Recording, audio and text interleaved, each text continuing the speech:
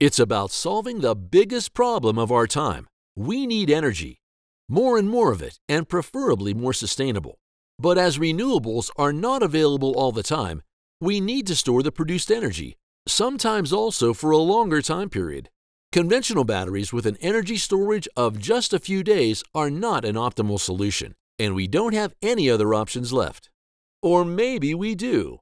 German engineers have invented a new machine to store enormous amounts of energy in our oceans for a long period of time, with the potential of powering billions of people. Welcome to the Futurist. Stick around with us until the end of this video as we explore the new German invention where they intend to revolutionize energy storage and how it works. If you want to stay updated about the newest technological development, don't forget to subscribe to our channel. Let's go!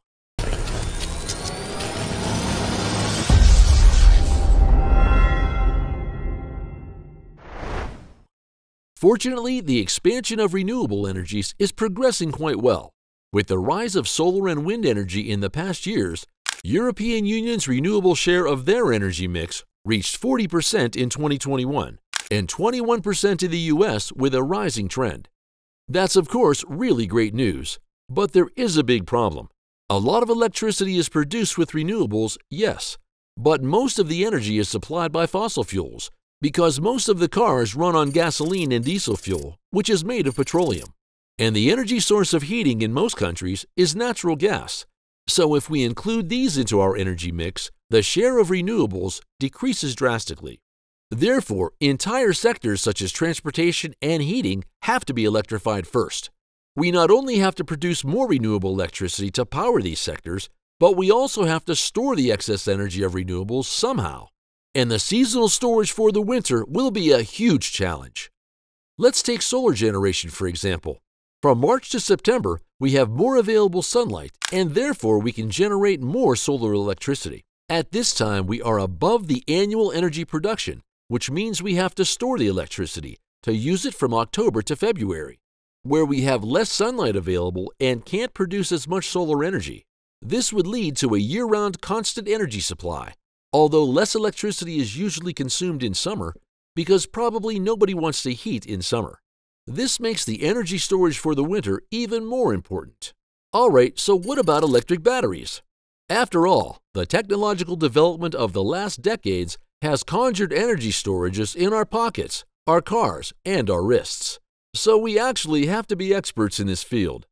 When it's about storing electrical energy for a short period of time, then yes, it's absolutely true.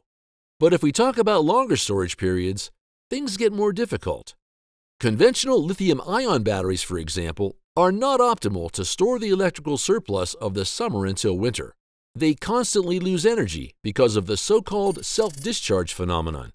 Since extreme temperatures such as heat and cold affect the performance of these batteries as well, and their lifespan is also known to not be the best, therefore electric batteries are a bad solution for this problem. Therefore, we need solutions for long-term energy storage.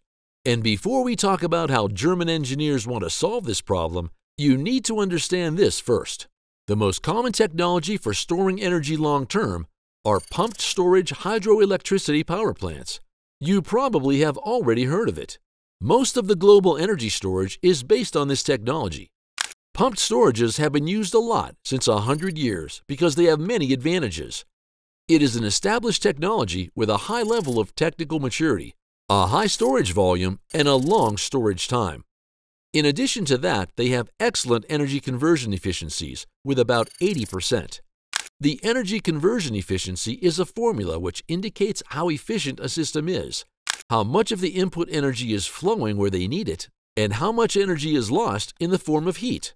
For example, in our case, the heat is generated by a pump, which becomes hot and thus releases thermal energy, or water can evaporate in the upper pool and can't produce the same energy which has been stored. With an efficiency of 100%, we would theoretically get all of our stored energy back again. That's impossible in reality, but the goal is always to get the highest energy conversion efficiency possible to minimize energy loss. All right, it's clear now. Pumped hydroelectricity storages are the champions in storing our energy. But how do they actually work? It uses energy surplus to pump water from the lower-based pool to an upper-based pool, uphill. In this way, the energy is stored in the form of potential energy, and if electricity is needed another time, water is released and flows back downhill to the lower pool. Now the stored potential energy converts into kinetic energy and drives a turbine to produce electricity. So an essential element of pumped storage is height difference. Another important point is that the ideal height-to-length ratio is 1:10 to capitalize on the 80% efficiency. And as you can imagine, this height difference is not naturally available everywhere. So how can we benefit from pumped storages in places where these conditions do not exist? On one hand, there is the idea of building such power plants with salt water on coastlines, which also requires steep coastal regions, and this in turn does not exist everywhere. On the other hand, it is considered to convert old coal mines into hydroelectric pump storages since the height differences has already been created artificially. Good idea, but even these do not exist in abundance, so we need new solutions, preferably just as reliable, durable, and efficient as pump storages, just better available. So which technology could have the potential to solve this problem? Previous pumped storage plants only benefit from the difference in altitude. If we have a small mountain and only a small height difference available, the water cannot be pumped up as far, and therefore less potential energy can be stored. By varying the technology, however, additional land areas can be gained. Replacing the water with a denser liquid would give us more mass for the same volume, and therefore the upper reservoir could store even more potential energy. Not only the good efficiency is beneficial, but also the regionality. It is best to produce and store energy where it is needed, as this counteracts the losses in transmission. So what about turning our oceans into energy storages? After all, 96% of water on Earth is in the oceans, and since offshore wind farms have a huge growing capacity, which unfortunately have to be stopped sometimes to prevent a blackout of our grid due to oversupply, we need to store the oversupplied energy for times when we really need it and no wind blows. So-called underwater pumped storages, which German engineers have built, could make this possible now.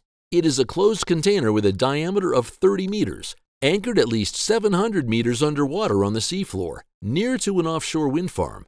When there is excess electricity available, which could oversupply the grid, it is used to pump water out of the tank into the ocean. And if the stored energy is needed again, the water is released back into the cavity. The huge pressure at the seabed causes the water to flow through a turbine, producing clean energy again. Big benefit here is also the high conversion efficiency of 80%. In addition, unlike conventional pumped storage systems, subsea systems do not require land in mountains or valleys. The first pilot project that turned this concept into practice was stored energy in the sea, short Stensea, of the Fraunhofer Institute for Energy Economics and Energy System Technology in Germany. They are currently investigating the feasibility of the concept at Lake Constance with a model in scale of 1:10, and initial results seem promising. That's a really interesting technology to boost the capacity of offshore wind farms and make use of the oversupplied energy. It could look like this, turning our oceans into huge batteries. Since 40% of the world's population lives on coastal areas, the potential of this technology would be huge.